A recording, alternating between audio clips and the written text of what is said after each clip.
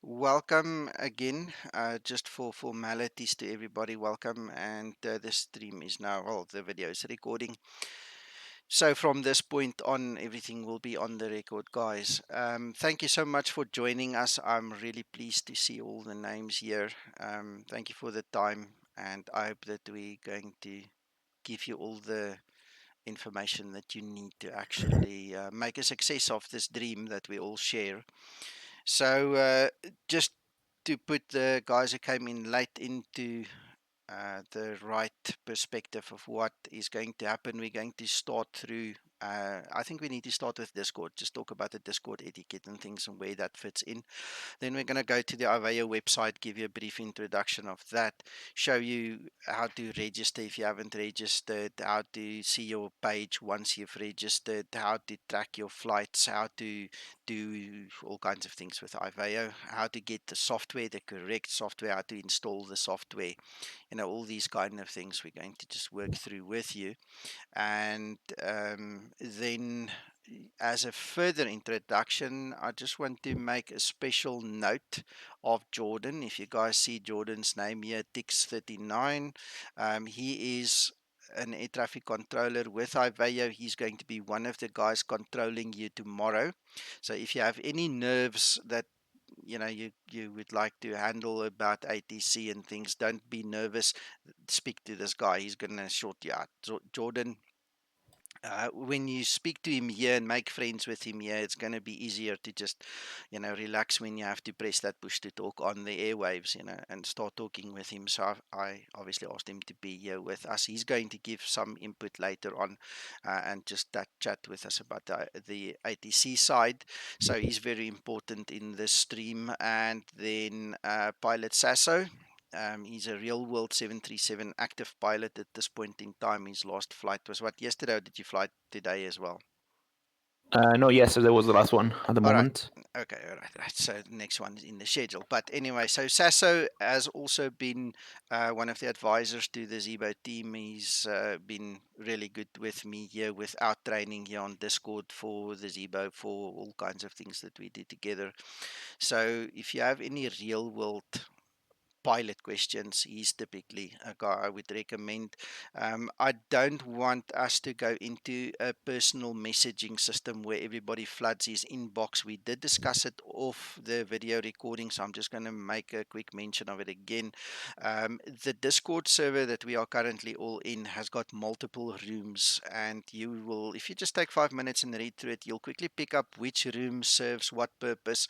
If you have a question, put it in the appropriate room and you'll get the appropriate response. So if you want to ask Sasso a question, instead of sending him a PM, which you are welcome, I'm not saying you can't, but rather put it into a place where everybody can see and everybody can learn together, guys. That's just me asking you for the courtesy, because there are a lot of new guys on the server all of a sudden. We were a small group, and in the last 2 months or so, we've literally started to burst out of our seams, and we don't know all of you. We haven't got the same relationship with all of you yet, that we know where you are at and what you need to know. So put your questions, whether it's technical, whether it's real flight, whether whatever, in the appropriate room. It gets highlighted and anybody can see that there's been movement in that room, and the appropriate person can then answer and we can learn together. Okay. um, there are other pilots here. We've spoken to Chuck there, and then we've also got pilot Mike. Both are retired pilots with years and years and years and years of experience. So these guys can teach us a few tricks that we can only dream about at this point in time. So that's a brief introduction. Obviously, you might know some of the other names, some of the old hands that are here with us. So I just want to thank you, and I hope you're going to enjoy it with us. The last thing I just want to ask before we dig into the syllabus, so to speak, is please make notes. I don't want too many unnecessary interruptions. If you really have a question that's burning you, that can't wait, feel free to ask it, okay? But other than that, make notes, and then afterwards, when we're done, we'll have a nice Q&A session. I just don't want the formal side of things to last 5 hours. If we can wrap this up in an hour, I'll be happy, or maybe 2 hours, I'll be happy. But we don't want it to drag and drag and drag the whole time. And then we'll rather do the questions at the end, because then we're all more relaxed and so on, and we can handle it, if that's okay with you guys. Okay, so let's start with Discord. Are you guys happy? Can we start? Any questions before we start? I'll start, Nico. Okay, good. So Discord is one of these wonderful tools that we can use to share video with. We can actually do streaming on here. We've done lots of training on here that you guys haven't seen, that's not available via Facebook, that's not available really through YouTube or any of these other channels, because over here it's much faster. The latency is lower, but you need to have some functional knowledge of Discord. And one of the things that comes in very handy is when you go to the bottom. At the bottom here, hope you guys can see there's like a little cog, a little gear emblem over there. If you click on that one and you go to voice and video, you can choose whether you want voice activity or push to talk. If If you select push to talk, you obviously have to select a key like I've done now. I'm using my left control key. Can you guys hear me as I talk like this? Yes, sir. Yeah. All right. Okay. So I'm going to just show you guys to bind the key. What you need to do is I'm going to click on edit and then select the key. All right. You see there's a bit of a process to go through. You click it once or twice, you press your key. Once it's taken it, it's taken it. All right. So this comes in very handy, especially when I do my streaming, that we don't hear all the coughs and the sneezes and everything behind the scenes. And if we're sitting in a situation where we are all doing group flying, it's also valuable that you can use push to talk, so that if the kids start screaming, and in my case the dogs start barking, that it doesn't go through and disturb other people. My hands are usually full at that point in time, and if it is your experience that it is too much to handle, we'll have to find another workaround, and I'll show you that just now. So I'm going to go back to voice activity. I just wanted to show you the basic principle of switching between the two. All right, the next step, if you are in a situation, like I said, where your hands are full and you can't really manage a push to talk button, what I would suggest is at the bottom again here, you see you've got your other controls. That's your mic. And now I can talk. You see, if I activate it, you can't hear me. You cannot hear me when that thing is activated. So I'm effectively blocking my voice to go through onto Discord. The other way of doing it is, now you're flying into an ATC area and everybody's chatting and having a nice time, but you need to concentrate. So the next best thing is you're going to click on the actual headset, which will mute the mic and what you hear. All right, and if you watch my name at the top there, you'll see the emblem changes, so you can immediately see where you're at. All right. So when we did the first training session, we never mentioned these basic things to some of the guys, and it was funny to see some of them would actually leave the room and go sit in another room and then come back later. So that's why Dominic, Dominic, he's not even hearing me. Um, hold a second. All right. You see, I've also got control, so I can block him from talking, and then when he's ready, let me just send him a message quickly. I'll bring that back now.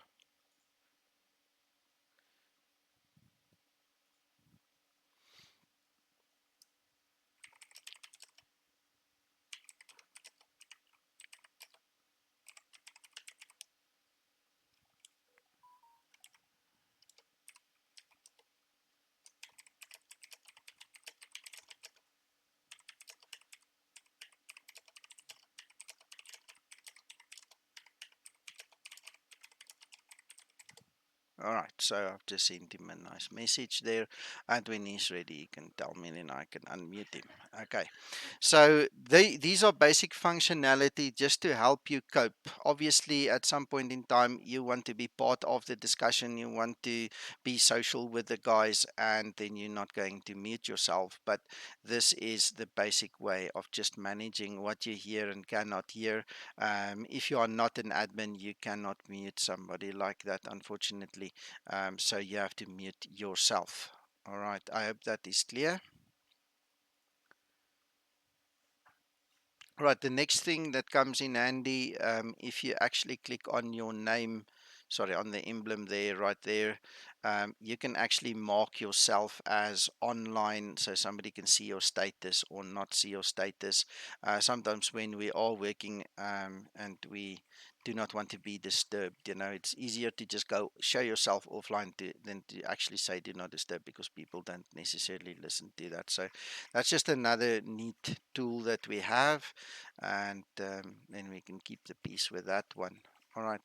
In essence, all you need to know is you need to click on a channel to change a channel. You see, so you can look through the channels and click per channel. If it is a voice channel and I click there, I'm obviously going to be transferred into that channel, which I'm not going to do right now. But the navigation is straightforward. In the beginning, when I started using Discord, I used to do it, and believe it or not, even when I don't really concentrate, sometimes I still click on the wrong place and it just teleports me into a different room and I have to come back. But it's something that you get used to. It's not that difficult. So that, in a nutshell, is obviously the audio side of things. The next thing that is very nice is obviously I am broadcasting this now here, and there are 24 guys watching. You can see there's 24 of you watching the actual broadcast there on Discord. um, you have the opportunity to either stream your own simulator, your own X-Plane, or whatever simulator you're flying on our side. Yeah, it's mostly X-Plane, obviously with the Zibo and all. And then you are also have the opportunity to share a screen. Currently, I'm sharing a screen because if I move that away, now you see what's behind.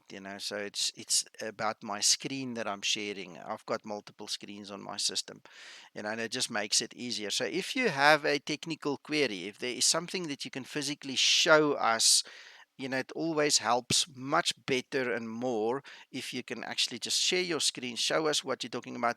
Not one of us have the ability to change anything on your screen. All we can do is we can just watch. Okay, so it's very safe. It's not dangerous at all, unless you forget that you're streaming and you go into your banking. I wouldn't suggest that, but just be careful. So obviously the screen sharing side of things is something that we use extensively on Discord, which is way better than Skype and these other applications have it. The only thing that we do not have, which I would have liked very much in Discord, is an active chat. All right. We do have a deaf member that uses an auto texter. And as long as he can focus the auto texter on a single channel or a single conversation, he can chat with us. He's quite capable of talking with us with his own voice. But it becomes a challenge when somebody wants to chat with you in text because of whatever reason, whether it's now a physical disability or whatever reason, and there is no chat facility in here. So if you see that a room lights up, you'll see that one is not bold. If I take the mouse off training videos, it's like a bland, dull color. This one is nice and bright and white because Steel put some message in there. Now I click on it and it obviously highlights again. But if there are other rooms that has got new information that you haven't seen, you will see that it goes to that bright white bold text. And that's basically, in a nutshell, the whole story about Discord. As a matter of interest, just on the side here, you can see everybody that is online, not online, the moderators and all these things. You can just click on the little men at the top to take it away. And that's Discord. I hope that gives you a quick briefing just on the functionality of it. Obviously, you need to connect to the server to be able to see the guys in the server. You need to connect physically, click on a room to join a room. So just because you open Discord doesn't mean that you are connected to it at all. So um, anyway, that's it. Quick question maybe, or are we moving on? Move on. Thank you, sir. All right, so I'm going to pull that out of the way, and that takes us to IVAO.aero. I'm going to take this, and in training chat, I am pasting your first link for your reference. So that is the IVAO main website, which would then be similar to vatsum.com for our purposes. All right, so when you get here, for those of you that have not registered, you need to register at the top.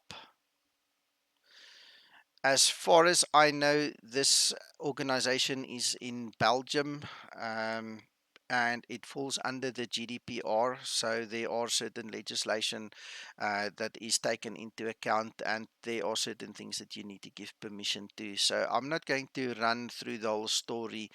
It's not necessary. You can do it. You click on register, you click on understand, and let's go. And you literally start filling in the blanks. All right, and then those are the permissions you give them, and then you register. They will then send you a confirmation email. I think you need to click on it to activate your account, and they will then send you your username and two passwords. It's very important. There will be two passwords. The one password is exclusively used for the website, to log into the website, into the forum, in the community, and things like that. The other password is exclusively for the IVAO network. All right. So if you struggle, just change the password. You might be using the wrong password. And if you still struggle, please let me know.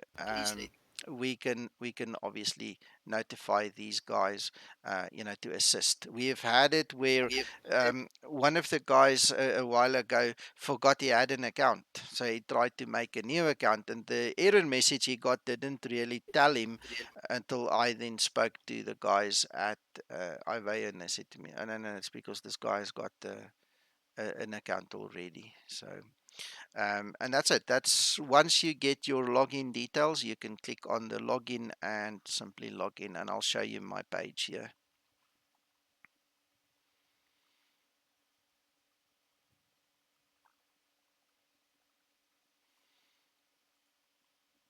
Nico, Yes, sir. uh, I guess everybody here knows what IVAO is. That's my idea, but maybe 30 seconds on what IVAO is for. Okay. I mean, yeah, technically all the people here should know what we're talking about, but Sure. Let's quickly cap on that then. IVAO is a multiplayer network such as VATSIM or POSCON, for instance. Um, it's not similar to Pilot Edge, because Pilot Edge is payware, but in essence, it's actually the same thing. It's about flying with other guys, seeing the other guys, and having air traffic controllers. All right. The moment you fly on the IVAO network, air law counts. Okay, so you can't just do what you want. All of a sudden, you can't just buzz a tower, and you can't just literally do what you want. There's certain air law that comes into play, and you have to fly more correctly, and you also have to communicate with air traffic controllers. If there is no air traffic controller, then you have to communicate on what they call Unicom, and you have to broadcast your intentions. If you are the only guy in 1,000 nautical mile radius, there's no point in doing the communication unless you just want to keep in practice. I mean, you would see me sometime. I just don't do it because there's just nobody around me. Nobody's going to see it. But effectively, 122.8 is the Unicom for IVAO as it is with VATSIM, and I will show you later on a quick difference between the two. In IVAO, you also get what they call automatic Unicom. So you literally take your flight plan, fill in the blanks, and you click send, send, send, send, and it will automatically create the text for you, opposed to, for instance, VATSIM, where you have to physically type out your intention and then press the send button. So it's all about the multiplayer network. It's about having the ATC, flying with rules, sticking with the rules, and so on. So that's the first part of it. The second part of it is basically what you see here, all these little badges. That one, for instance, is the IFR World Tour number 2. Um, the the IVAO network offers tours. They've got what they call divisional tours, which would then be something like a North American tour, a Canadian tour, a South African tour, a UK tour, or a European tour, or whatever, for whichever country. So there's multiple divisions, and each one submits their own tours. And depending on the tour that you actually complete, you will get a little noddy badge like this. Okay, and this badge, for me, has some value. It just means I've accomplished something. All right. So again, I mean, you guys are now all seeing all my information here. You're welcome. I don't mind. Um, as the guys, we started with the new World Tour 2021. Now, as these guys complete it, they obviously will get their badges. I'll get my badge, and then you can let it grow. Let me actually show you while we're talking about it. There's the World Tour page. All right, I will add this a little bit later. So you can see we've got dangerous airports, vintage, anniversary. There's the old IFR tour. This one ends pretty soon, so there's no point in doing that one right now. That one seems to end also at the end of this month. Long haul tour, the motor Grand Prix World Tour.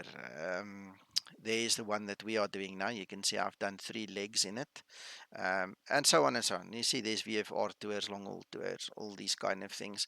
This is something that I do not find on, for instance, VATSIM. And VATSIM, the divisions might hold tours, but it's not like an organized tour system, and you don't get a badge if you do it, unless they've changed it in the last 4 months that I've stopped flying on VATSIM. But this to me is one of the nice things about IVAO, because not only can you do the worldwide ones, you can also do that divisional tour. And for me, that is what IVAO is. It's a big community allowing us different genres of flight, sharing it all with passion with each other. You want to add something else, Sasso? No, absolutely. It was perfect. It was just 30 seconds on explaining what IVAO is. It's not like it's multiplayer, but not that me and you decide to go and just to see each other. We decide to go on IVAO. Mm, If we yeah, log in into IVAO as it is for VATSIM, we need to comply with certain rules and rules. regulations. So Yeah, that's yeah. all. Yeah. It just makes the flying a bit more formal, with the added benefit then of actual ATC people or seeing each other at all. Absolutely. Okay. All right. So over here you can also see that I am an active user. What happens is they give you 3 months. If you are not active in 3 months, they will suspend your account. But it's a question of log in, come to your page. There will be a button that says activate my account. You click it, you wait 15 minutes, you get an email, you click on the link, it activates the account, you wait 15 minutes, and you go fly. So it's not like a permanent ban, and now you have to reapply and nothing like that. It just keeps the clutter on the server reduced, I suppose. So everything gets managed from here. All right. In terms of IVAO, this is the second link I'm going to give you guys.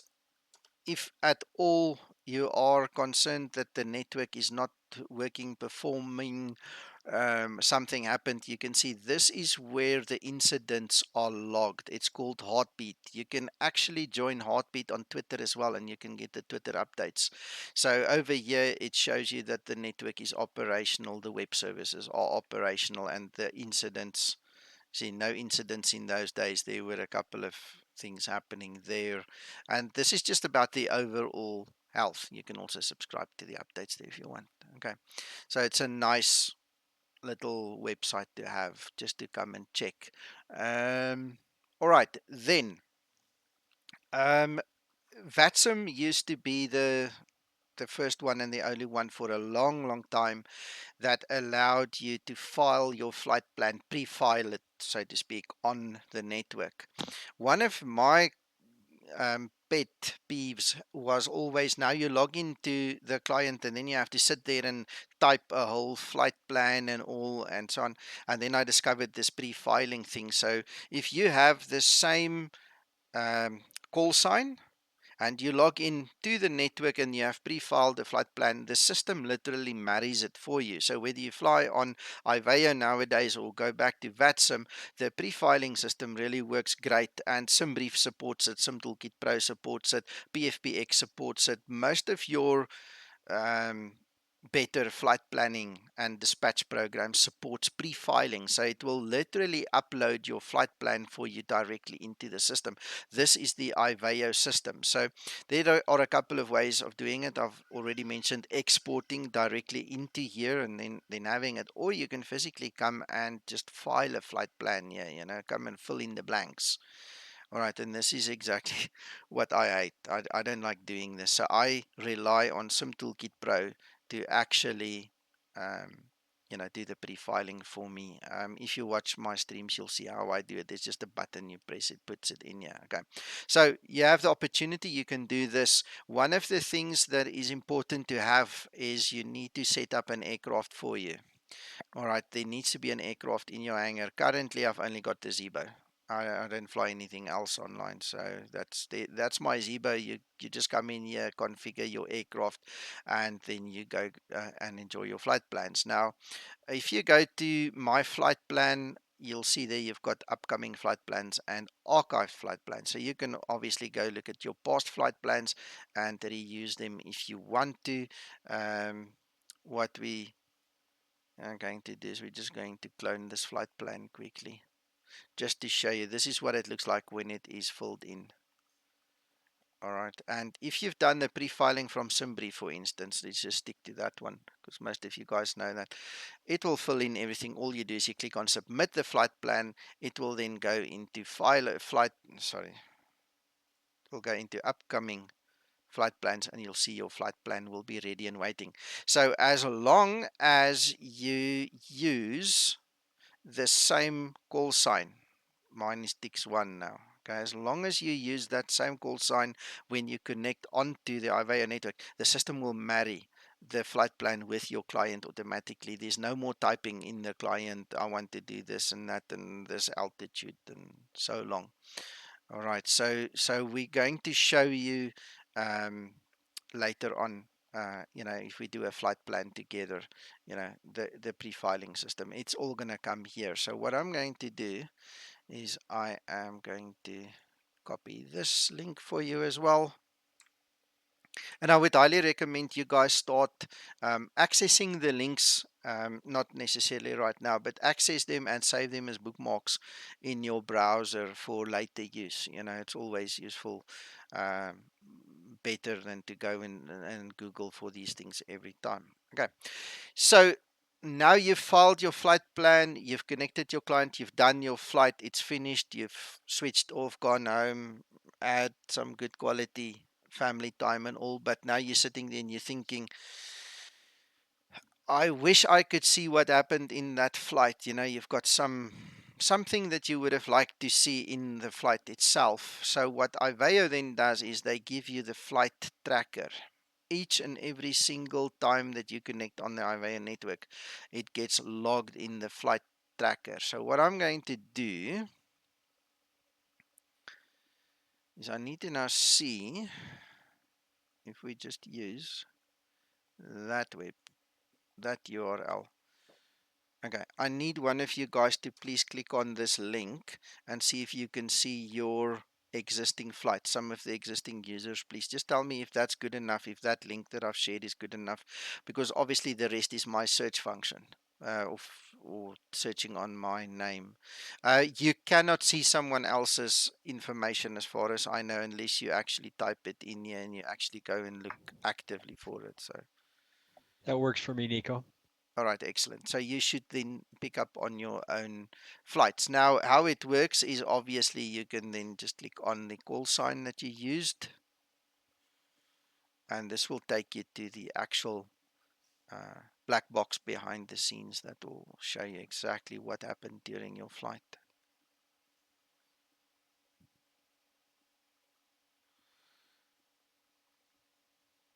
Right, so that's the flight that we did this morning that we streamed on YouTube.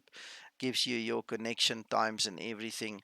Then the yellow is the important one when you do your PyReps for the tours. All right, so the moment you get there on the ground, the tour reads from rotate, which is there, 909 Zulu, until touchdown, which is 1019 Zulu, and I'll show you what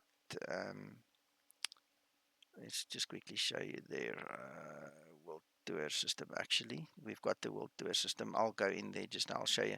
So it's not important right now for you new guys, but once you start flying the tours, this rotate and touchdown is going to be important. I'll show you just now, just for interest sake, where to log that. So um, any and everything that happens in terms of when it picks up on your flight, your speeds, everything is in here to a certain extent. At least it shows you your flight plan, etc. So any tracking that's done can be tracked over here. All right, let's just quickly go to the world tour system. Can I ask a question real quick? Sure. Good morning, everyone. Is there a link on the IVAO website that takes you to all these places, or do we have to remember all these links? I'm not sure if it is, or some of them will be, but I'm not sure if all of the links that I'm giving you today is actually on their homepage. That is why I'm putting it, if you look just above our heads here in the training chat room, you can click on it. You won't move there. It's just the chat room. You can physically pick up on the links there. I'm going to leave it there so you can actually click it, open your browser and save a bookmark for you. All right. The tracker, for instance, I must be honest with you, I cannot recall ever seeing a link to that ever on the website. Maybe they've brought it in now that I don't know of it. But I got this directly from Denton because of a query I had one day. And he said, no, I'll use the tracker, share it with your guys. So I'm not sure how many guys actually know about the existence of this thing. The only time that you see that link for the tracker, to my knowledge, within IVAO is when you're filing a PyRep on the tour system. It'll Okay. say you could see if you hit PyRep, it'll have a link that's make sure your flight is visible here before submitting your PyRep. That highlighted here There. is the only link that I've ever found to the tracker. Okay. Excellent. Excellent. Okay. Well, I didn't know that. So thank you for that, Jordan. All right, so this is exactly where you go to now. You just put the date, the call sign, your departure time and arrival time, that yellow line I showed you guys. And then if you've contacted ATC or had any connection problems, you just fill it in there. But this is not important for you new guys. We will discuss this in more detail at a later stage. You click on send and then obviously it goes into the status page and you can see whether it was accepted or rejected. You see, and then it goes into pending. So I did not give you guys the world tour link yet because we're not. It's like an extra bonus. So let's just continue in my normal planning. All right. The next thing that is very important that you're going to want to use at some point in time is the IVAO Webeye. As you can see, these are the active flights and active air traffic controllers that are currently active on the network. So I'm also going to copy this. And Todd, did you find the links that I'm posting here? Did you actually see them now? I did see them. Thank you. Cool. Okay, so did I answer your question? I hope I did. Yes. Okay, good. So there's the IVAO WebEye link as well. One of the things that you can do is you can actually log into the system. It's going to take me a second to just log in there. All right. The reason we want to log into the system again is for legislation. It's a legal thing. Some of the guys will allow you to see their names and some of them will not. I didn't want to click on it. I just want to show you. See, there's got a number. All right, that guy's still using the old IVAP, so he needs to update at some point in time. If you are logged in, you'll get this little green block with a white plus. If that is a buddy of yours, you click on that, it will add the person as a friend. So if you go to the friends list, this is my friend list, and if somebody was online, it will tell you this guy is online. You see now, one of the things because of legislation now is in your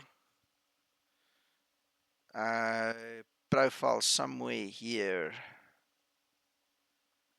Change my details at the bottom. It Change should my have details. the Okay. Yeah, you physically yeah. have to give the permission here for the system to reveal your name. So if you are involved with some other government agency, or you just like to be incognito and you may or may not or do not want to share your name on the network, this is where you block it. All right. And then when you come here, you'll see you're just a number. You Yeah. understand? Only until you go look at their profile will it show their name, but you Exactly. sign There's off on that on the Dominic. GDPR. Where's Dominic? Did he come back now? Dominic. Let's see. He's still muted. Yeah, I muted him and he hasn't told me he's back. No, then you have to do pay takeouts. Okay, no, we'll still keep him muted. All right, so that's freaking coincidence. But anyway, you see, it's just a number until you go there. So it just makes it legal on the one hand and just more safer on the other hand. So okay, just bear that in mind. All right, there's your heartbeat link, and there's a couple of different things that you can do here, and there's also the forum link and so on. So if we go back to the map, to see the weather, by the way, that's also an option. You need to physically go into the settings here to set up the map the way you want it to be. You can then track somebody or track yourself or whatever. And at least when you track yourself, you can see when you're going to fly into an air traffic control airspace.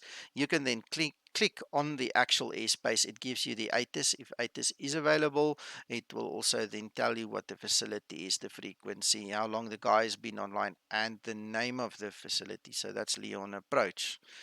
Okay. Nico, you may also, while you're here, explain what the ATIS is and how important it is to the pilots. All right. Okay. So let's look at the ATIS. All right, guys, if we're going too low level for you guys, just say, we know this, we know this. Yeah, otherwise, I'm just going to go down a level. Okay.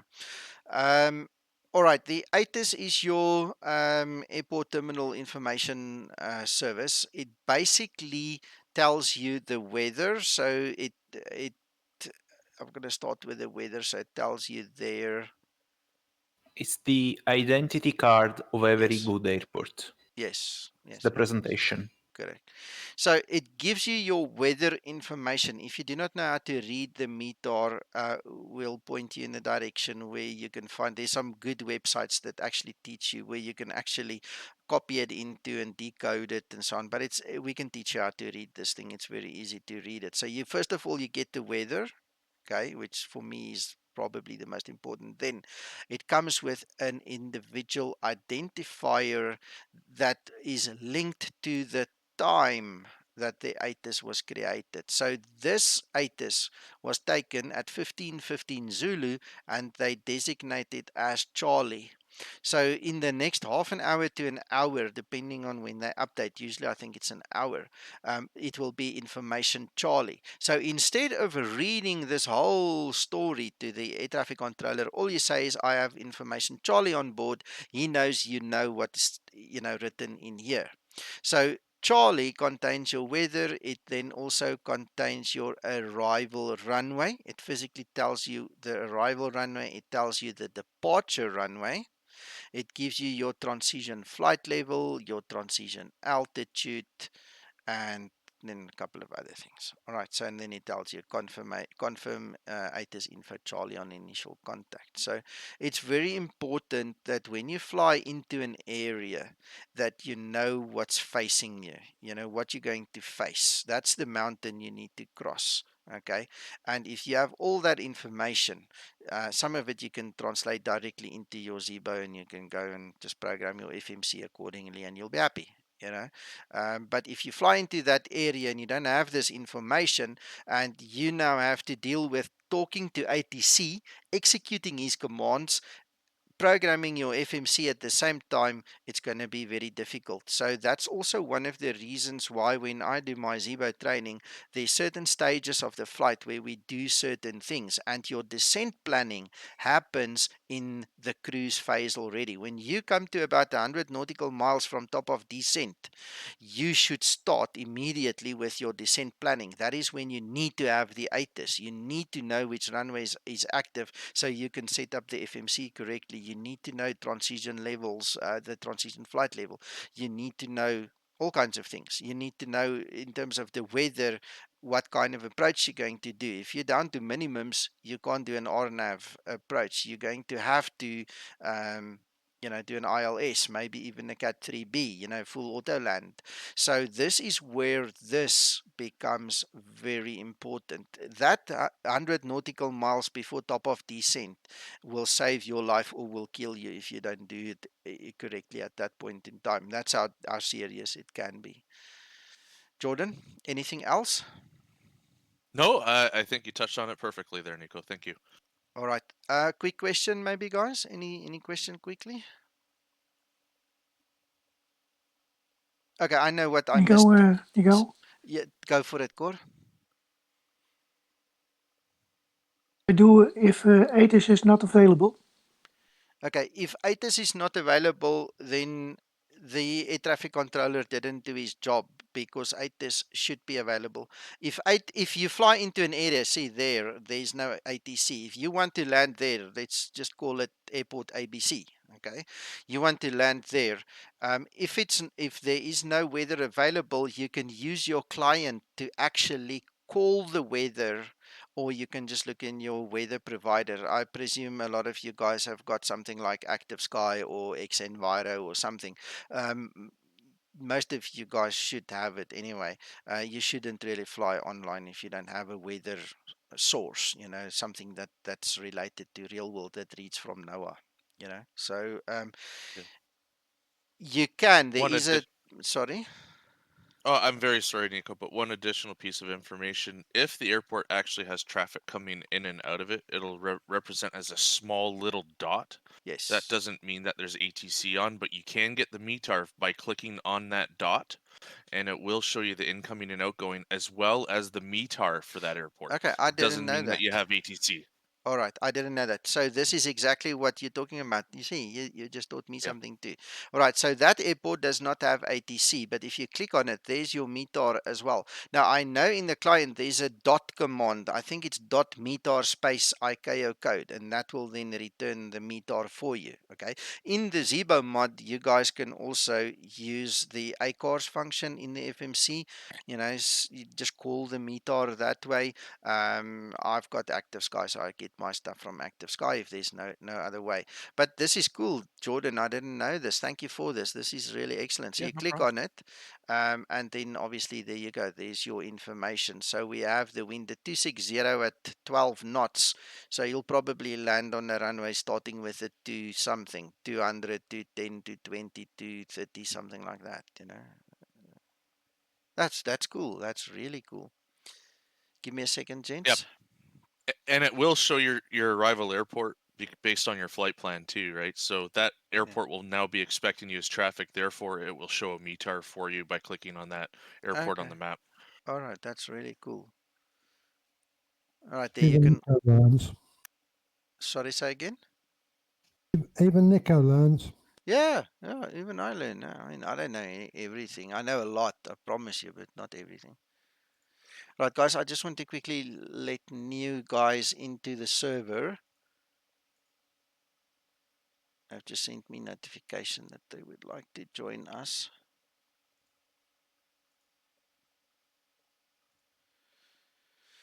Right. Welcome. And to the next guy as well. There you go. So 2 new members on their way in. All right. Okay. So this is Webeye. There's one thing I did not say. Okay. I want you to have a look at this. This obviously represents ground, the star, and the red circle is your tower. Okay. Now, if you understand air traffic control, and that's something we can teach you as well. It looks like an upside down wedding cake. All right. And basically you have ground at the bottom, tower one level up, then you have your approach and departure, and then on top you have your center, and on top of that you get your FSS guys. All right, and they A go. good example of that would be EGLL right now. They have full coverage from ground up. Okay, let's quickly So if you go want to over it. show that, that helps. All right, yeah. So it starts with ground. That's all of ground's information. There you have the tower. There you have your approach and departure. And the big one is obviously the center. All right. So what I would then recommend to the guys is start making notes of all these frequencies, because one guy is going to hand you off to the next guy, and it's easy enough to just pick up the frequencies from here, have them handy so that when you need to switch, you don't, go and look for frequencies. Yeah, sometimes delivery is also available. Yep. And that'll show as a rotated star. Yeah. All right. Then what I want to tell you is, if we go to, let's take an area, I want to make it very obvious.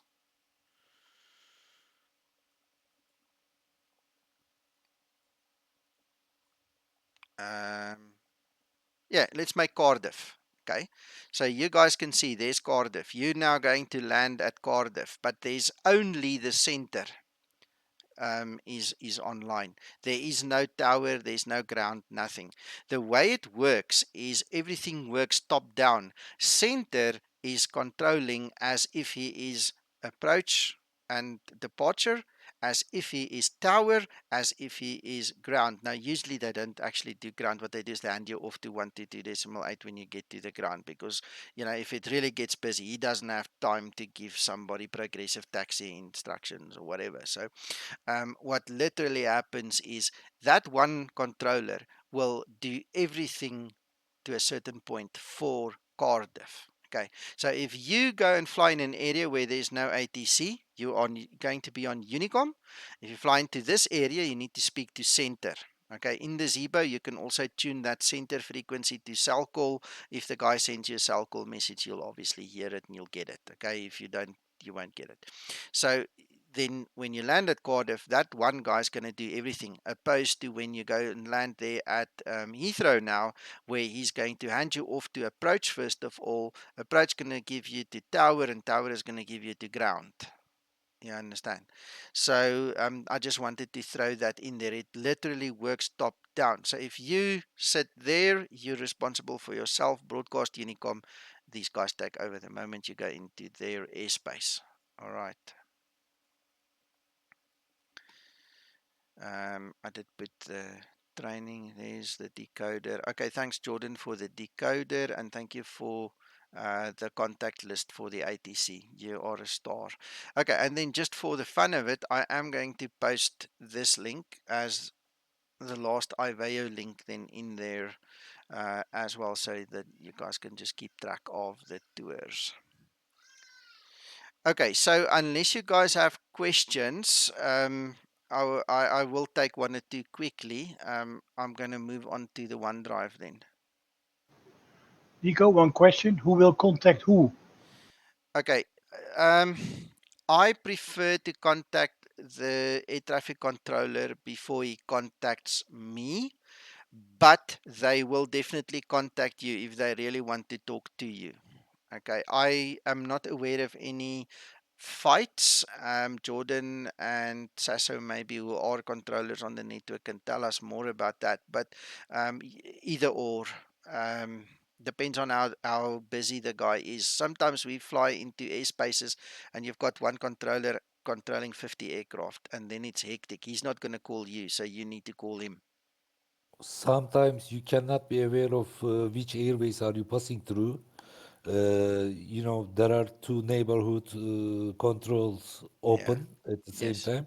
In this case, you need to wait. They need to contact with you because Yes. you cannot be aware of which part of the Yeah. airspace are you in. Yeah. They're not going to fight with you if you do ask them, but I had it in Germany the other night. The two controllers were literally overlapping, and the one guy just said to me, "Sorry, wrong frequency. Talk to the other guy." So um, one of the agreements and one of the reasons you guys are here today and us having that agreement is um, we have certain privileges as the Zibo pilots group on the IVAO network, and in that whole agreement, the guys are not allowed to be nasty with you. Okay. And also, you guys are not allowed to be nasty with them. I think that goes without saying. But they're giving us a bit of leeway, and I'll show you how to get it later on. Okay. So, you guys don't have to be shy or scared of them, because they need to play the ball with us. Okay. It doesn't mean that you can slack off and not learn and get with the program fast. It just means that they're not going to be as harsh on you, like usual. So you guys must just learn quick enough, and then you can take the tag out of your remarks when you're done. But you're going to have to practice this. You're going to have to go and speak to them and them with you, and just take part to become part. I think that's a normal human thing in everything you do in life. If you don't take part in something, you're not going to become part of something. So um, one of those things. Nico, just a quick question. Mm. If you start off with in an uncontrolled area, then obviously you start with transponder code as 2000, and then once you reach that controlled area, then you contact them, and then they give you a new score code. Yes, if they don't like the code that you have, they will give you a new code. Yeah. It's easy as that. Is there a code to use when you're in uncontrolled airspace like on IVAO 2200? Chuck, not really. It depends on the countries. In South Africa, 2000 is our VFR code. So if you watch my streams, you'll see I just put any number in there. I just go turn the knob once or twice, both Okay, knobs No, once or great. twice. Thanks. Yeah. I have a contribution here, Nico. Yeah. Sometimes what I realized, for example, you have started your fly in a controlled area and you Mm. have given some squawk code, Yes. and you are leaving from airspace of that area, and there is no any other Mm. ATC service. Mm. Sometimes ATC recommends to you setting your squawk 1000 Yes. in order to not clash with the System. Yeah. other airplane squawk Yeah. during your flight. Yeah. Arkan, I've seen that too. I've also seen that they give us Squawk 1000 when the system is down. It's like a general thing. But I Hmm. think we'll not make it overly complicated for the guys to try and remember it. It's up to the ATC to tell the guys what they want. You know, Yeah. so that's just one of the reasons why I just turn the knob once or twice, and I just let it go. And until they tell me to change it, I just leave it. Good Okay. enough. Okay. Additionally, a lot of the airports have their own SOPs with SWAT codes. Like, for example, Toronto, if you're flying within the Toronto airspace to somewhere in the Toronto airspace, you start with 5300 or 6300 if you're leaving it. So, generally, they won't clash with another zone, but there's always that possibility. So that's why they might ask you to change it. Yeah. Easy enough. Okay, that brings us to another topic, which is actually perfect to transition into the OneDrive here. I'll give you guys an indication where to get this link now if you haven't got it already. This is what I call my private hangar, my OneDrive. if you guys just scroll up slightly and you go to the Schematics stream channels, you'll see there's a room called Schematics Info. If you click on Schematics Info, you'll see my hangar. It's you can get some cool stuff free here. There's a tiny URL. If you click on it, you will get to this page. Okay, if you don't get it, please tell me, and then I'll copy and paste it here in training chat for you. In actual fact, let's do that. Why be difficult? Let's actually just do that.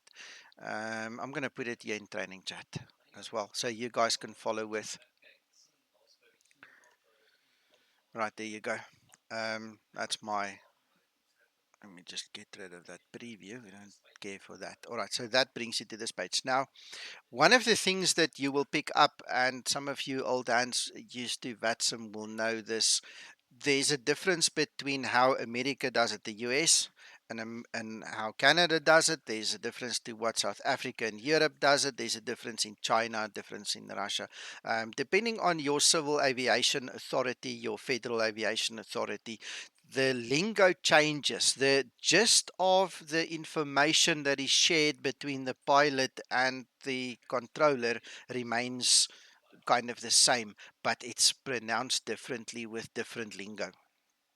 All right, and what I'm going to do is I'm going to give you Jordan's link that you can have as well, which is the Canadian lingo thing. So I'm pasting that into training chat as well. So that's going to give you an idea of how Canada does it. If you come to my OneDrive and we go to IVAO, you'll see there ATC guides, and there you've got the ATC communication guide for South Africa. All right. There's Jordan, there's your Nav Canada thing as well. Look at that. Okay, so Perfect. just as a matter of interest. All right. So in these ones, you'll find a typical scenario play off. So you are the red guy, and the ATC guy is the blue guy, and basically, and Paul, now that I see this, I think you said there's a fault, or it's McTrying, and I don't think I fixed it yet. So if you guys pick it up, tell me again, please. But basically, this is the pageant. This is the play that you need to learn like a parrot almost. Okay, the thing that's going to change is your call sign, your destination. You know, the obvious things will change. The taxiway and the runway will change. The flight level will change. But the gist of this is literally parrot talk. You learn it like a parrot. You know, there's a certain way to ask for your IFR clearance. There's a certain way you're going to receive it. There's a certain way you're going to respond to it, and then you go through this flight takes you all the way from Johannesburg down to Cape Town. It's 1 hour 35, 1 hour 40-minute flight. Okay, so it takes you through the paces. This is the South African one. There's the Canadian one. I haven't actually opened it, so let's see what this looks like. I think it's the same thing. There you go. Okay, it looks a bit different, but there again, it's got two different colors, so you can see what your responsibility is and what the controller's responsibility is. So my recommend. Actually, that's just the ATC's phraseology. So that's what you're going to expect to hear from the air Okay. traffic controllers on your clearance. All right. You Okay. can pretty much ask for clearance the same way worldwide, Okay. Yeah. which Yeah. is great. All right. Yeah. And then when CPDLC comes in, it changes it slightly again, Oh but yeah. we'll handle that when it comes.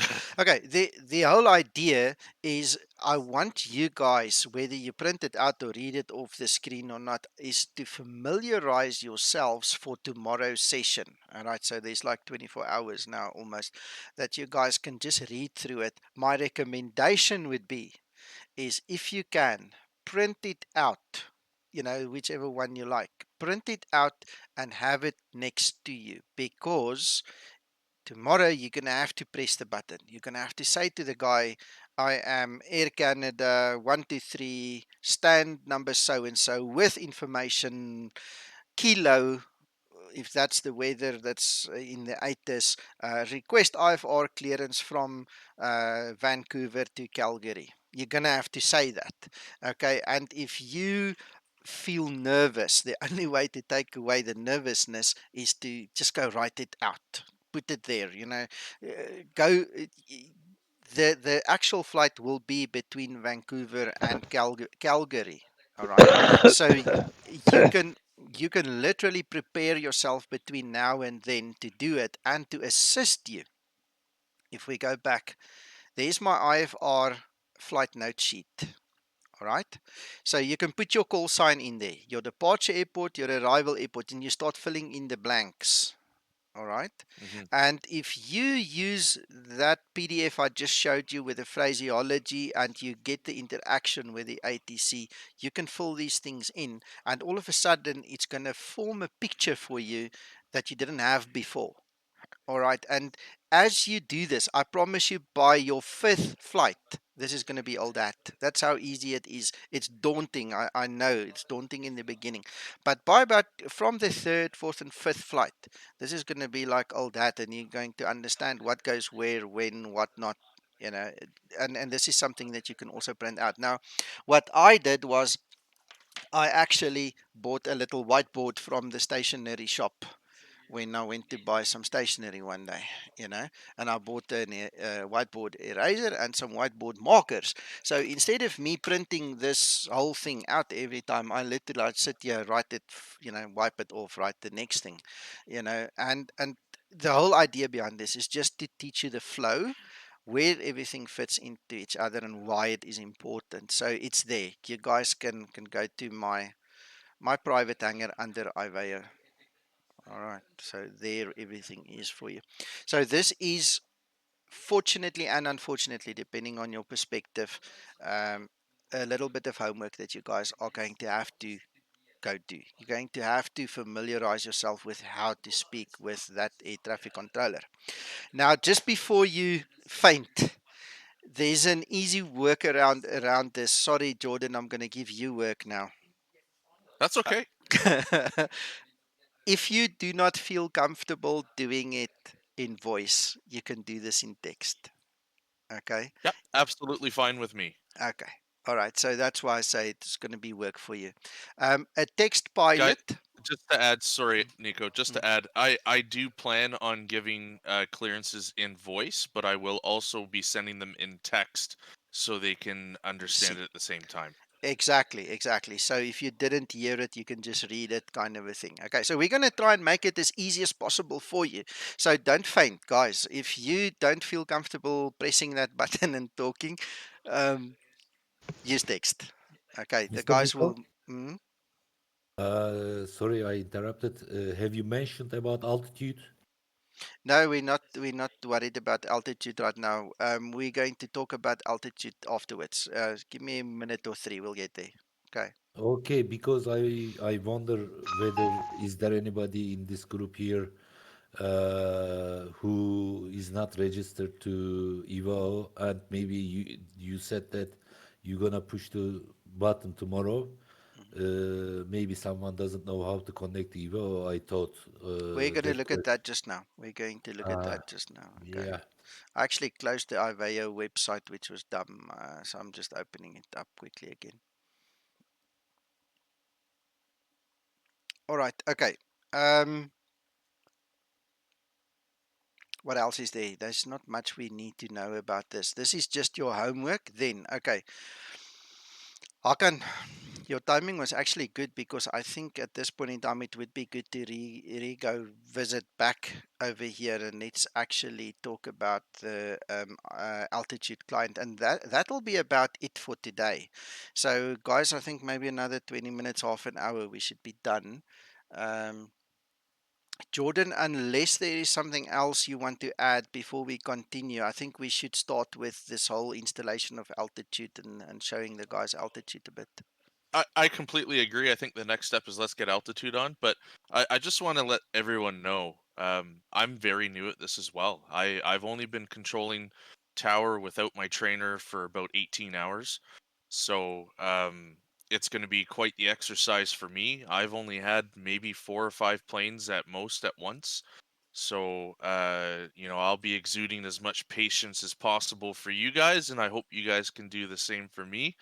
It's just going to be really fun to get my feet in it like this, especially with the group. So when we're talking about this being a safe place, I wouldn't do this if I wasn't comfortable.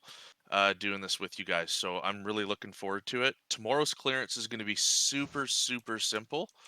And yeah, please don't feel overwhelmed about it. It's just going to be really fun for everybody. We're going to have a lot of fun. Yeah. That's the whole aim of it. We want to make it easy for you guys. Okay, so I'm just starting my explain in the background, um, so we can actually look at altitude. Okay, so guys, just a quick eye or something. I don't know. Are there any of you that have not installed Altitude, the IVAO Altitude client yet?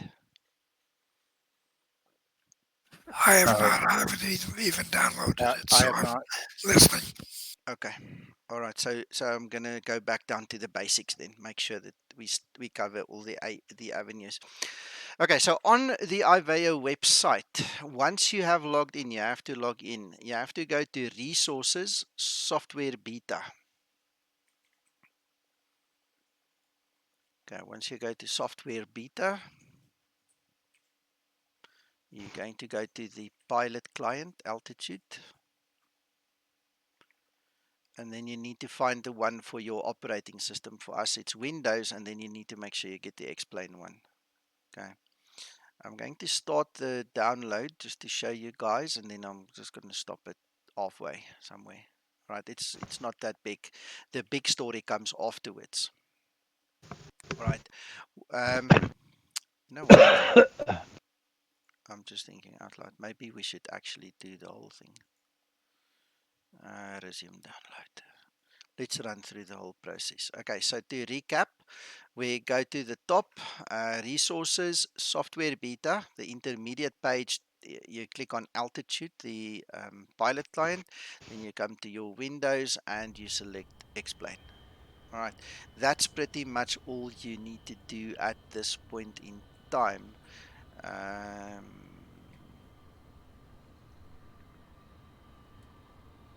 to kill all of this. Not sure if it's going to help, but let's see. Because I think, guys, can you hear it? Is it loud in your ears, this sound? Is it a problem for you? I'm not sure if you can actually hear it. No, I don't hear anything. So. No, Nico, because you are not sharing explain, you're Oh sharing yeah, the full correct. screen, so that's Correct, fine. correct. Okay, so it's not going to affect anybody. All right, because I can just hear it faintly in the background now, so I'm just going to put it back then, something like that. Right. Where's that thing?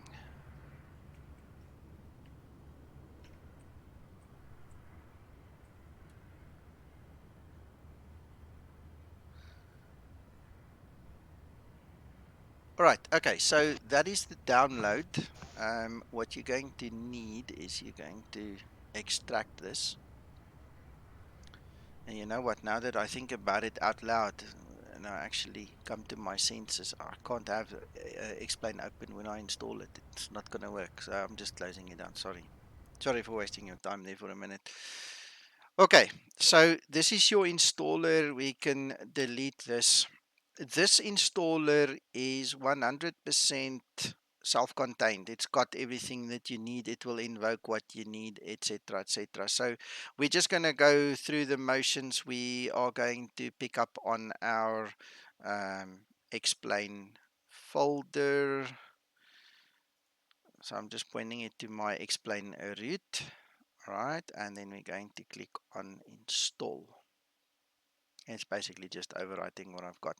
You see it launches automatically the XCSL package, and I'm glad there's something out of date so I can show you this as well. What you are typically going to do is you are going to click here at the bottom, select all. All right, and then you're going to click on update. That will then download the complete IVAO CSL package for you. All right, so there's no need to go find something on some obscure website or beg, borrow, and steal. You know, it's just given to you.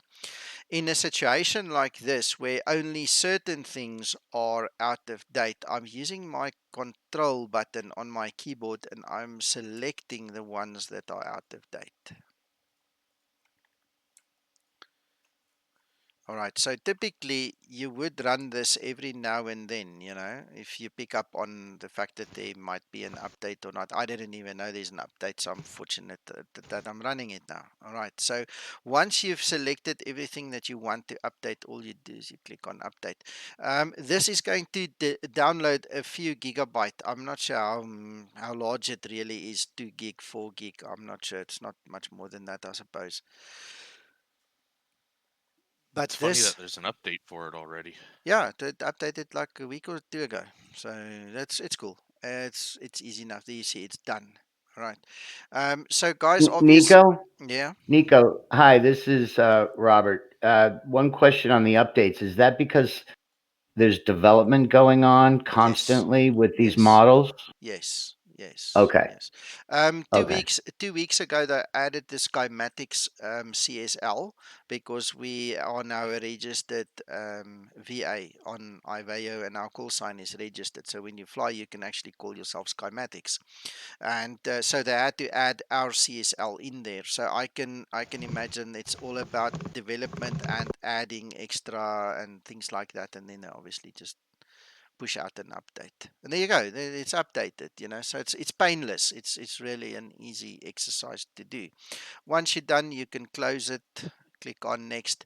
You can create your shortcuts. It's a wise move. There, at least you see you get an icon that you can just run periodically just to go check for updates. All right. Once you are done, you can run the client, but it's not going to help unless explain is running, and that is why I started my explain, because obviously now for this to go any further, we have to have explain running. So I'm going to just quickly start explain again.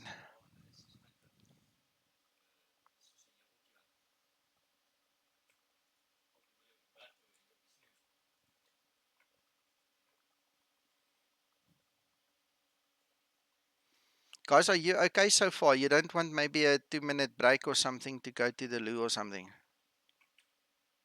We can quickly break for 5 minutes if you need to. Just say I if you need it.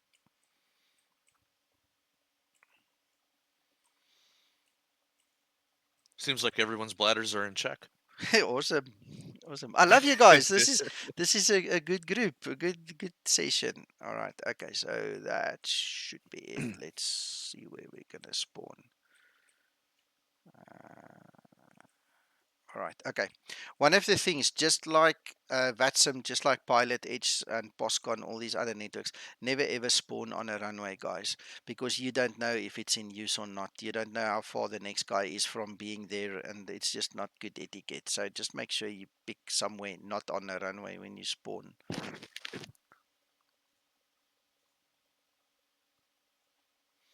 Right. Once it's running, I'll bring this guy back and we'll make the connection there. For tomorrow, Nico, just gonna say something. We should actually go over our gate assignments for everybody and how we call out where we're going so we don't overlap at the gate. Okay, I'll show the guys just now. I'll show the Okay. guys. Okay. While it's loading, let's do it. Let's actually someone do it. Okay. So if you look above our heads here, above the ground school, and you go slightly up, you'll see there is schematics VA and group flights. So what we've come to do on our server when we do the group flights is we go in there. You'll see there is a specific room called group flight info. And typically, what we do there is, I see Jordan is typing there already. Um, guys, not the group flight chat room. I'm talking about not the voice room. I'm talking about the text chat. You'll see there's one specifically called group flight info. So I'm going to put the CYVR123. So Jordan is on Charlie 53. I'm in the Vancouver stand 123. So that's just how we internally coordinate. So you should see now, if you scroll up, the group flight info should be in white bold, showing you that there was movement there. And if you click there, you can just type there, and I promise you that takes away all the fighting and the crying, because some people get very serious about spawning on top of them. So yeah, there you go. All right. Did you guys see it? Is there anybody that hasn't seen it? Okay, I presume then everybody's seen it. All right, so here we are. Very important. The only thing that I have found with the IVAO altitude installation is sometimes it does not have the simulator address or the authorization key. Please take note, it's just your local PC TCP/IP address, the local address, and the IVAO word is the authorization key. Once you see this, you can click on connect.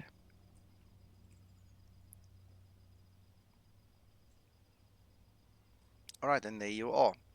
Now, the one thing that I do not have, which I think I need to quickly fix. Let's just do this flight configuration. I don't have a flight plan from here, but I do have one LFLL where we came from. So I'm just going to respawn there quickly. So right now, Nico would be posting LFLL gate 171. Correct. In that chat above, so he lets everybody know where he is.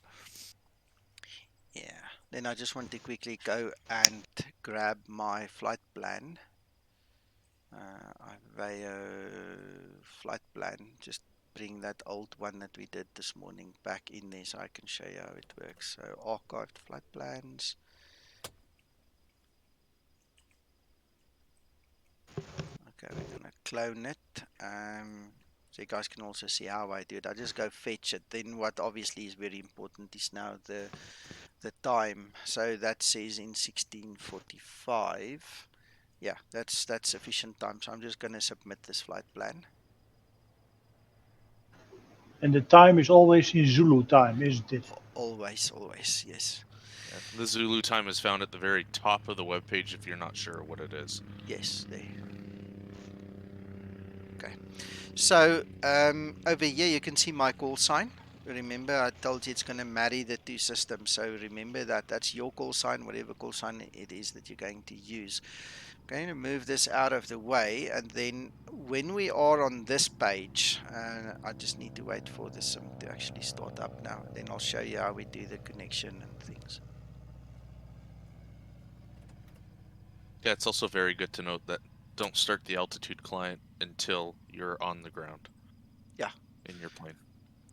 Yeah, and also sometimes it works, sometimes it doesn't. So my best recommendation also is do not click to go online until this flight plan is in place. All right, because there's no guarantee that the system will tie the two together behind the scenes if you are already online. You understand? So rather wait with the connection, do the flight plan first, then connect. It's just easier. Then you never have a failure. Nico, hi, this is Robert again. Just a quick question while we're waiting. Yes. I have not done a group flight yet. I'd like to do one. I can't do tomorrow's. However, I've seen some of your streams, and I noticed that there's whoever's online, there's an information balloon like covering the aircraft so you know who it is. Does that naturally occur in the group flight? Because I've not seen that in a just general IVAO flights. No, I'll show you where you set that. I'll show you just now. Whenever. I didn't want to get off topic. No, it's part of the topic. It's absolutely part of the topic. So, all right, we have now spawned. Let's just quickly go outside. All right. So step one is now we're going to click on online. We have to make sure that the call sign here is the same call sign there. Okay. Your IVAO ID and the network password is relevant, and you have to put your real name, or if you have an agreement with IVAO to use a pseudonym, you put that in there. You can select your server. Alright, so there's 3 servers to choose from. Port you leave. Over here you select text and to transmit and receive. That's TXRX, transmit and receive. Whether you can receive only or if you have no voice. All right. Typically, if you are a deaf person, you don't have voice, like one of our guys here, Krister, and then the ATC will know. All right. You have to select the aircraft type that you fly with, and you'll see there is a vast list. This is like any other network and all the aircraft that you can possibly fly with, in terms of what the network represents should be in there. For us in the Zibo, we use B738, and your livery, the one that the other guy next to you is going to see when you connect, is in this list over here, your MTL variant. I obviously want everybody to see I'm Skymatic, so that's my livery, and you can go and select EasyJet, Ryanair, American Airlines, Delta, whoever. It's all in there. All the variants are there. Okay. Nico. Yes, Krister. Hello. How are you doing? Fellas, friends. I'm the deaf guy. I'm Yes. fine, thank you. And you? Yeah, good, Yeah, good, I good. was just thinking about mention the possibility of using only text with the IVAO client. Because if you're hard of hearing, or like me, deaf, it's impossible to separate any voices around the ATC services and other pilots. Then you can choose to only use the text function in the client. Yes. But you must remember to always set the voice to no voice. Yes, no voice. Yeah. And you must always also state in your flight plan, below the remarks in the flight plan, that you only uses text messages. That way, the ATC will always know how to handle the communication with you. Yes, yes, yes, definitely, definitely. Just a tip. Yeah. Okay, I'm also going to bring this thing back on screen. I also want to show you some of the remarks that I want you guys to put in there to give you a little bit of mercy and grace from the air traffic controllers. We'll talk about that now as well. All right. Gentlemen, the only thing I just want to mention before I click connect is I would highly recommend, if you are new, brand new, you've never done this and you want to learn by example, okay, use this function. It's called connect as observer. Okay, if you tick that box and you connect, no one can see you, but you will be present on the airport. You will be able to tune the ATC frequencies, and you'll be able to listen to the communication. It's a absolutely marvelous learning aid, a tool that you can use to just go sit somewhere like Heathrow, where you've got all three the different ATC positions available, and then you can listen a little bit to ground, a little bit to tower, a little bit to approach, a little bit to center. So that's actually 4 positions. Do it as an observer. Don't fly as an observer, please. That might cause problems. You might get the supervisor asking you, why are you doing that? Don't fly as an observer. Okay. That's not really acceptable. But if you just want to go sit in a corner and listen, and if there are some of you here who would love to do this, but you don't feel ready for tomorrow, come sit there and listen. Okay, nobody's going to know you there. You can't communicate back to anybody, but you can listen and see everything. You can see the aircraft move, you can listen to them talk. Use the observer mode, okay, until you feel, okay, I'm going to not tick it again. You obviously have to disconnect, untick it, and then connect again, and then you'll be okay. All right, so that's just a tip I want to give you guys. Please make sure about that. All right, the only other thing that I want to quickly put in here is RMK new pilot. If you have something like this is your learner's license for the network. If you put new pilot, newbie, noob, don't be too hard on yourself. Don't go use funny terms. But if you say new pilot, you can probably add something like please be patient or something. Make sure you put RMK / new pilot at least. The moment the ATC sees that remark, and you come to me and you can prove it was there, and I promise you the guys know, they can go look at your flight plan as well. If it's there and the ATC was nasty with you, you'll get a write up, not you. Okay, so don't be intimidated. Don't be an ass yourself. It's not a license to go and make problems. But this is your license to be treated fairly as a new user. Please make use of this. Okay, so once that is in and we save that plan, I'm going to connect now.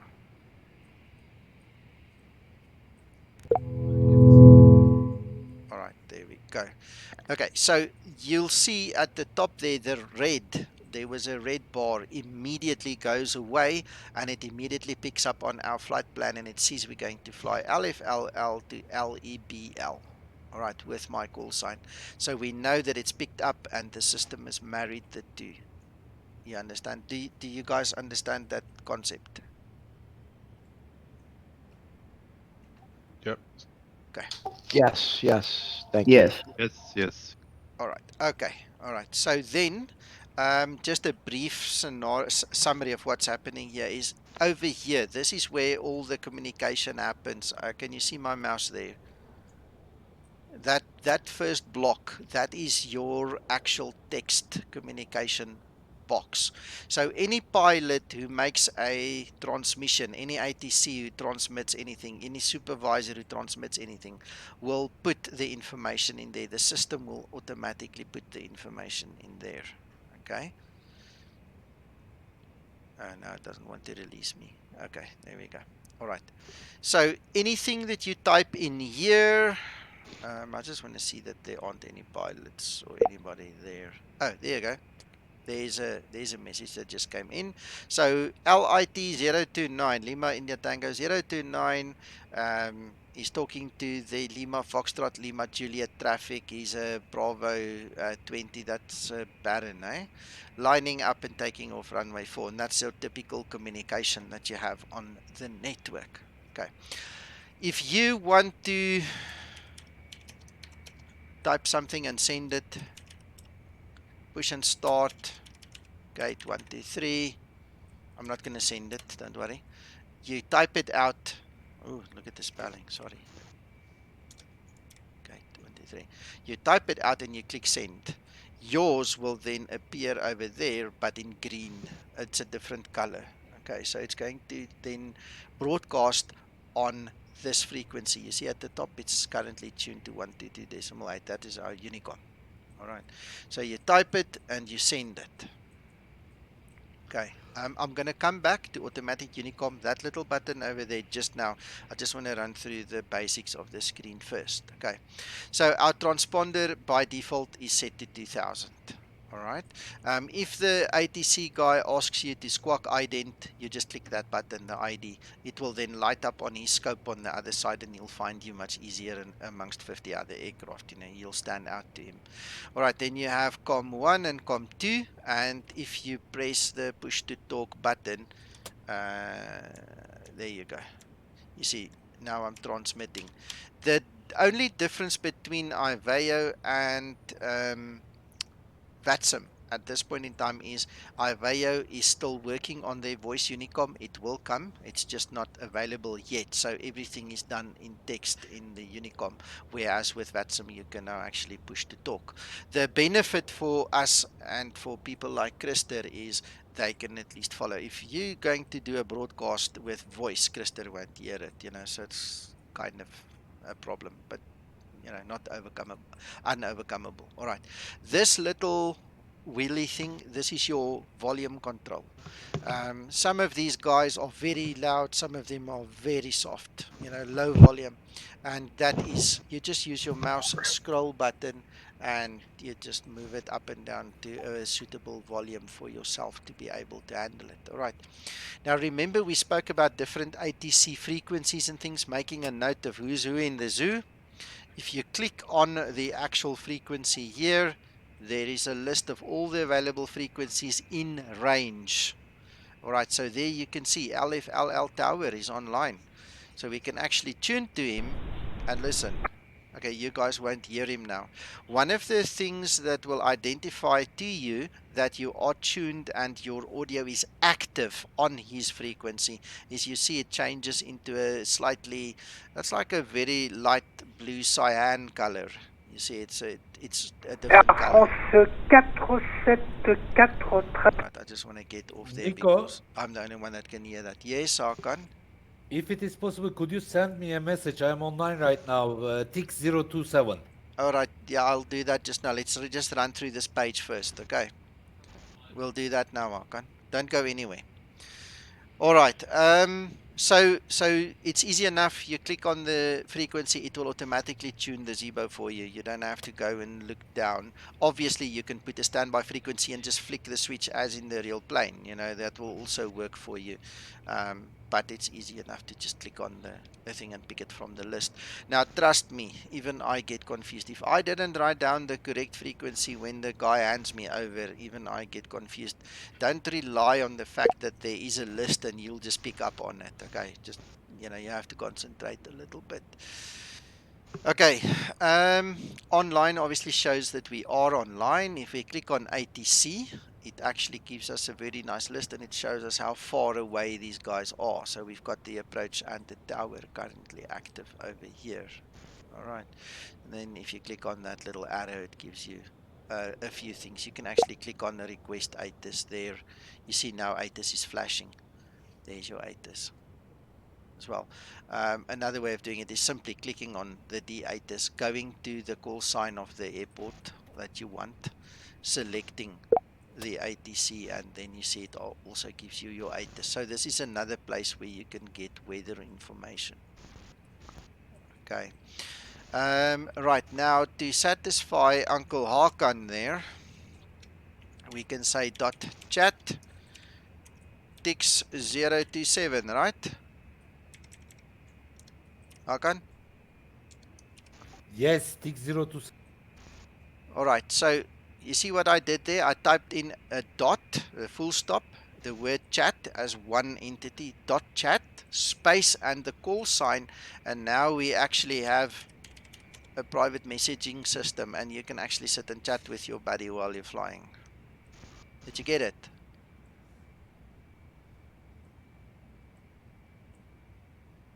I get it. You are going to receive some message right now. Okay. Where have you parked? I don't know. I've just spawned here. It doesn't matter. Just say hello.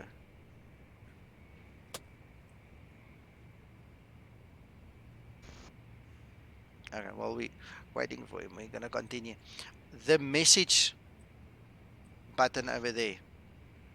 It takes you to your messages, and if you've got multiple people you're talking to, you've got a drop-down list, and you can just chat there. You'll hear when his message comes through. All right.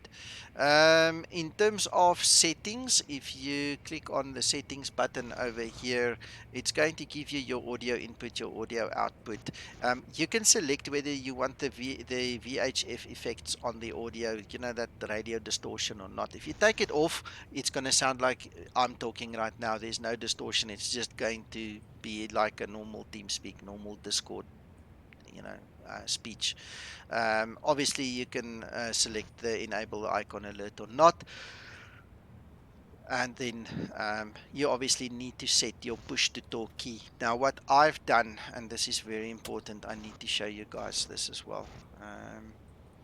The client as it is right now does not support push to talk from a joystick. All right, I've got the Unicom yoke. I used to have the Cytec yoke.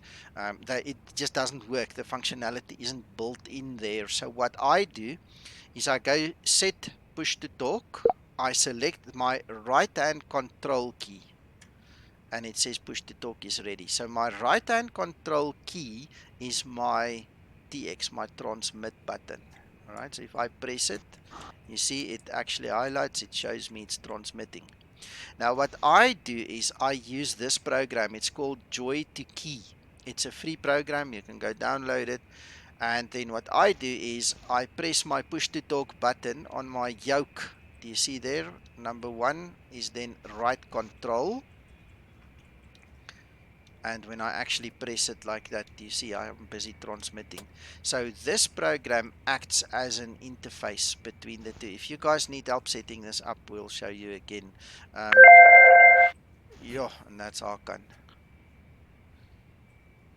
All right, so yes, we can see your message, Arkan.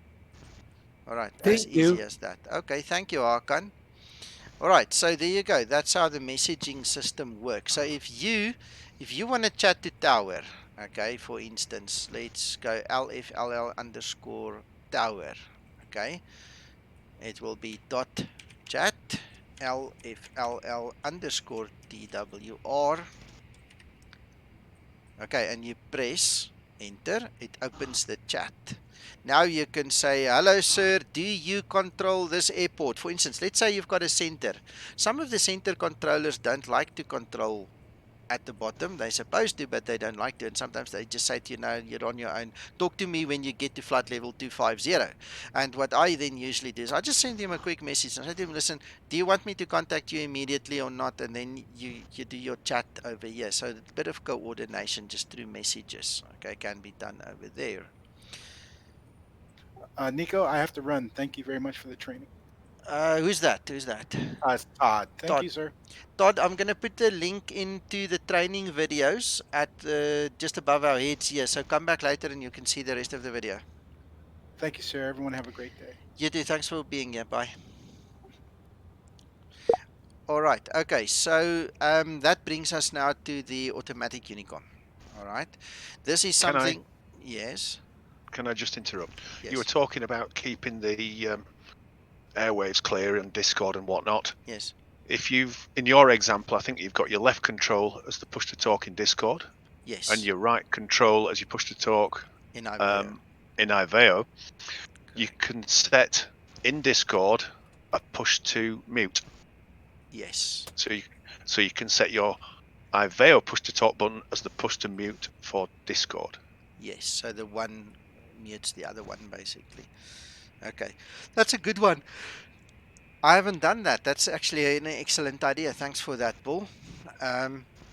Anyway, please, just as long as you do not use the same button for both, because if you are in a group flight situation, everybody's sitting in the room like we are now, and there's 50 guys talking at the same time, it's going to break the system. So just make sure that you use separate keys for them, the one for the one for the other. And don't be embarrassed if you press the wrong one at the wrong time. We all went through that. It happens, and you get used to it eventually. I still do it. It happens sometimes, yeah. That is why I use the two controls on the opposite side of the keyboard instead of a shift and a control, because shift and a control are just too close to each other, you know. It makes a mistake. Anyway, that's just a tip. Okay, so coming back to automatic Unicom, you get it by pressing that button. This is unique to IVAO. So what I do on my other screen is I put that one there and I put that one there, something like that. So I've got both of them on the same screen. Okay, so what now happens is all you need to do is fill in the blanks. Okay, so you're going to select start and push will be your first action. There you are at the gate. We're at, I don't know what gate it is, 1, 2, 3. That's just an example. I'm not going to broadcast it. I'm just showing you how it works. You're going to use taxiway Alpha, Bravo, and Charlie, and you're going to hold short at Delta. You're going to use runway, 17 right at this airport. Sorry. There we go. So you click the plus until you get the R, so it's 17 right. Then you're going to select your SID from your list. Initial climb, I'm not worried about, and transition altitude, I have no idea what it is, so we'll just leave it, whatever came up there. All right, so now you've basically filled in the blanks. If you look at the top here, it has automatically created the text for you. All right, so all you do now is you click send. The moment you click send, it will broadcast for us, okay, and it will automatically move to the taxi to runway. That is going to be the next function that you're going to do, and as you can see, it creates the text for us. So instead of typing out everything and then clicking send, all you do is make sure you fill in the blanks. Okay, it will automatically progress. It will take you through the story and you just click send. The moment you click send, automatically progresses, creates the new text. I'll just reiterate, this is only used in uncontrolled areas, so no Yes. ATC. This is what you should be using. Yes, yes. If you are on ATC and you want to use voice, unfortunately, you're going to have to type. Okay. Sorry, if you want to use text. I said voice. If you want to use text with the ATC, you're going to have to type. But in an uncontrolled airspace, this is magic. This is magic. And the same goes now for your top of descent. You know, just fill in the blanks. So we came in from the north. What else do we put in here? Transition level, I don't know, 350 star. It's not that one. Which one was it? That one. That was the star. Our approach will be an ILS, and we came in on 25 right as well. All right, you see there, it builds the text for you, and all you do is click send. It moves on to the next one. Send, moves on to the next one, until you are done. All right, and that is in a nutshell just the client, and literally you are now ready to fire up, do all the normal things with the Zibo as usual, and the only difference is every now and then you're going to have to interact either with ATC or with this Unicom thing, you know, and that's it, Is there guys. anybody else there at the airport? Yes, we've got tower and approach here. Any other aircraft? Yes, Can we sir. have a There you look? go. Oh, yes. Let me talk about that. I forgot. Somebody did ask about that. Apologies. All right. So if you go to plugins and you go to IVAO, now there's the IVAO client. Do you see the toggle plane label? It's off. Oh, I got it. Okay. Didn't know you had to go back to the plugin, so Yeah. thank you. Yeah, no worries, no worries. All right, and there you can see the guys. You see. Yep. Jensen, and literally now you're ready. The only difference now between how you've been flying the Zibo up until now and how you will start to fly tomorrow is you're now going to have to press the push to talk or send a message in text, because there's now ATC involved, and obviously the aviation law kicks in. But for the rest, it's going to be the same. You know, now you're just going to have to hold on for dear life and just enjoy it. Nick, Yes. Thank you. are you going to talk about ACARS What do you want to know about ACARS? or how it interfaces with this part of it? Okay, no, because that's actually the VA side of things. I don't want to Okay, confuse the got you. guys. Okay, yes, okay, got you. Yeah, yeah. Sorry. Yep, fine, No, thank no you. worries, no worries. Okay, so, gents, that's Nico, about it. And yeah, sorry, go ahead. Nico, can you explain a little bit about flight plans? How to import flight plan from SimBreeze, for Yes. example, Okay, and we'll what do will that. be our tomorrow flight plan? All right. Okay, let us look at that quickly. Do you Can have a? we import a flight plan from SimBreeze? Yes, yes, yes, yes, we can. I'm gonna show it to you. Just wanna log in here quickly.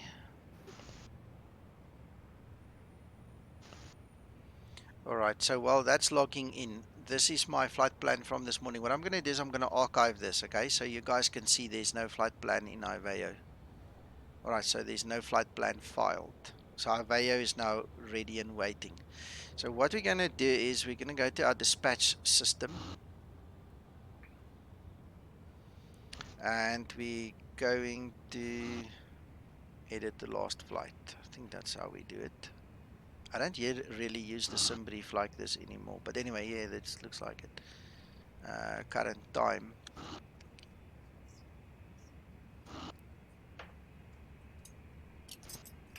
All right. Okay. So there's the flight plan. All right. You know how to make this, obviously, Alex. Yeah. Okay. Yeah. When you are done, we're going to now say generate the flight plan. Yes. And then we're going to scroll down. Once we get to the next page, we're going to scroll down to the bottom. Thank you for reminding me. I said in the beginning we were going to show you guys this, and I clean forgot. So thanks for reminder. All right, so we're going to go down over here at the very bottom. You see pre-file on the network. Oh, yes. All right, so what you're going to do is you're going to click on pre-file. And it's now going to take us to our IVAO flight plan. There you go. You've seen this before in this afternoon, right? So it's literally, it's populated everything for us. Okay. All you do is you click submit flight plan. Yeah. All right, there you go. There's the flight plan. So what you now need to do is remember when you get to your client, you click online. Remember I said you have to have the same call sign. Call sign need to be the same. You click on connect and look, it's taken it. There's the flight plan. All right, so it's immediately married. So you don't have to type anything else. That is how the automation now works. Everything is now tied together.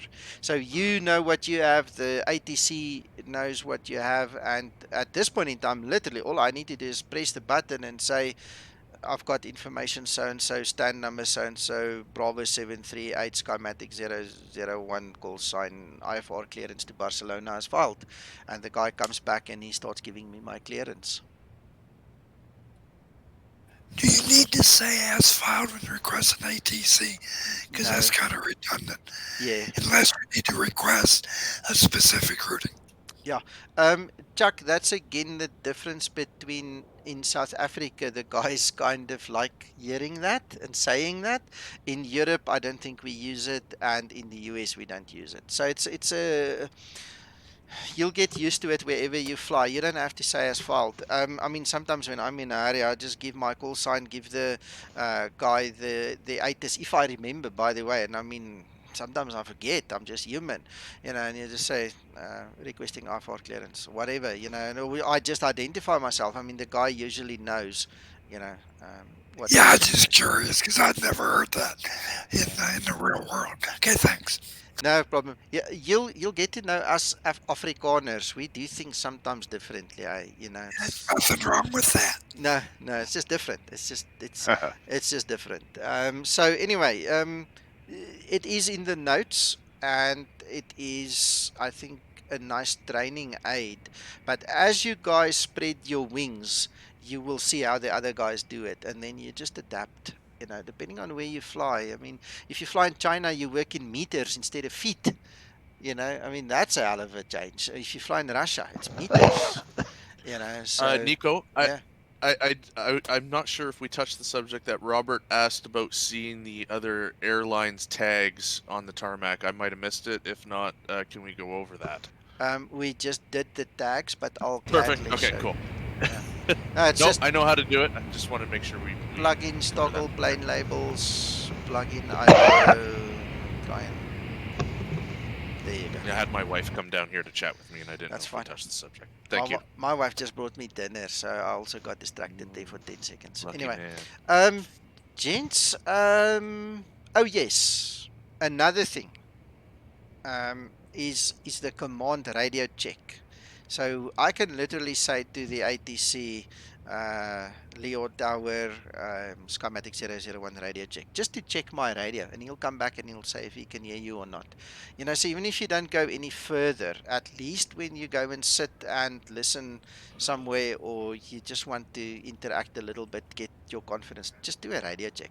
Just listen what it sounds like, what you sound like, what they sound like. Nice icebreaker. Just do a radio check. Jordan, what else, my friend? I think we're about at the end of this. Tomorrow's going to be super simple, guys. Your clearance is going to be the Vancouver 1 departure. That'll be your SID. And then you would expect to be vectors by approach once up in the air to your first VIX. That's basically how Vancouver operates, which is super, super simple. It's just going to be a direct to or a vector direct to your first waypoint. Other than that, I've put in the training chat what to expect as your clearance. That's going to be basically your first contact with me. So, just something what you could be expecting as a pilot for the first time.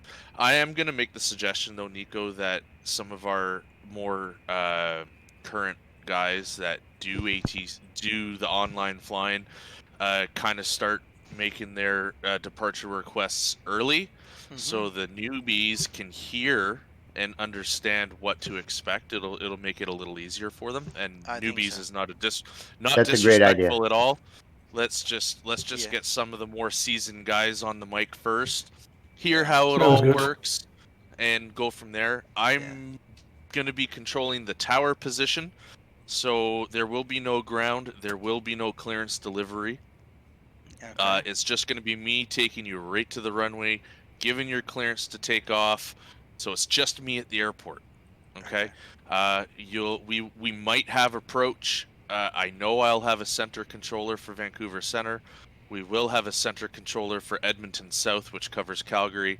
We will have an approach controller at Calgary, and possibly even ground there. So we're gonna have full coverage, guys. All the guys know this is a training session. Mistakes can be made. So don't feel afraid to talk with us. We're all here to help you any way we can. But yeah, other than that, just have fun. This is what it's about.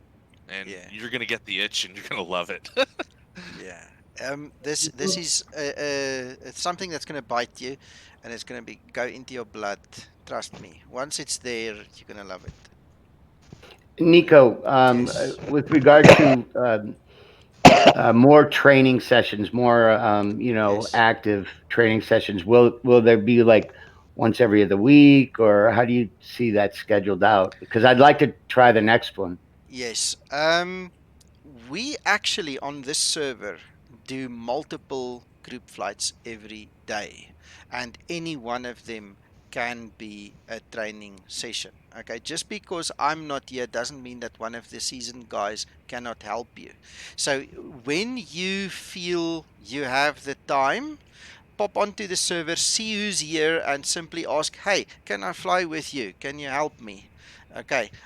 In terms of a more formal thing, if you want me to help you or you want us to have a formal session, so to speak, we don't have to call it a training session.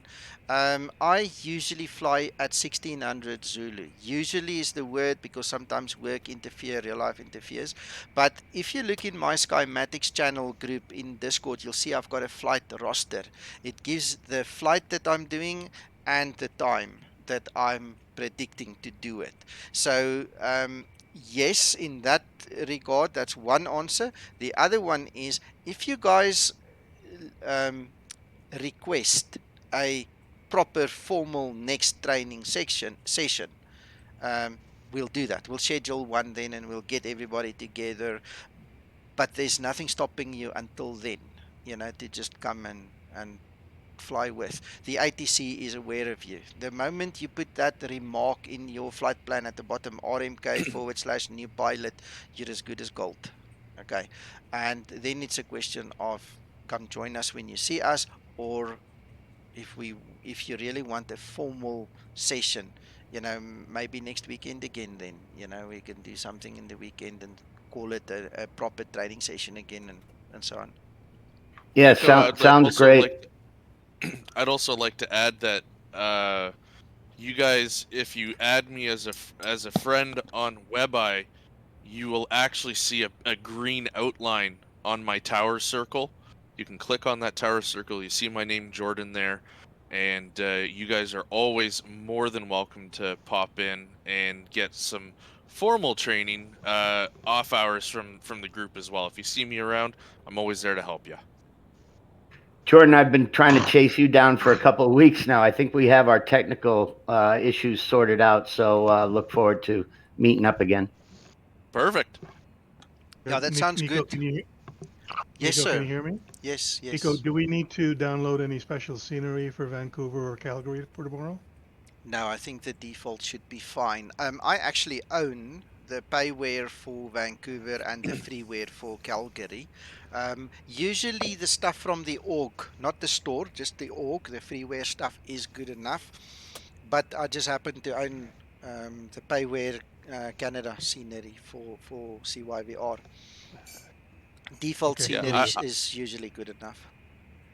Yeah, I think just for tomorrow's sake, if you don't already have it installed and it's working, just leave it that way for now. The last thing we really want is for you guys to come into Calgary after downloading Canada for X-Planes Calgary and just having a boatload of errors and maybe a crash. We don't want that happening. So if it's stock right now, keep it that way. If you're very proficient with installing libraries and everything, go ahead, have at her, but test it before you do your flight.